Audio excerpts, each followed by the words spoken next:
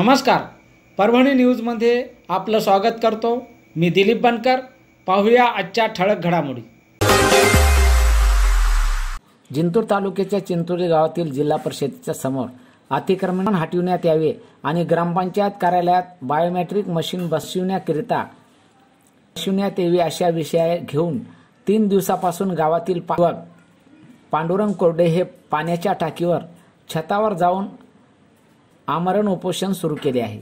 15 August रोजी पांडुरंग कोरडे हा तरुण परभणी जिल्हाधिकारी कार्यालयाच्या समोर गावातील पंचायत समितीच्या भ्रष्टाचाराच्या विरोधात व अनियमिततेचे कामे होतात याला आळा घालावा, ग्रामपंचायत कार्यालयाच्या विरोधात परभणीमध्ये 10 दिवस आमरण उपोषण केले होते।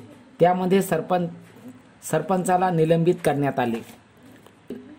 जिल्हा परिषदेसमोरील नागरिकांना 3 पत्र्याचे घरे बांधून अतिक्रमण केले आहे।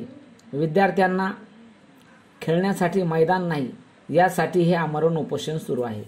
या तरुणाची तब्येत सध्या खालावत चालली असून याकडे प्रशासन अधिकाऱ्याचे लक्ष नाही।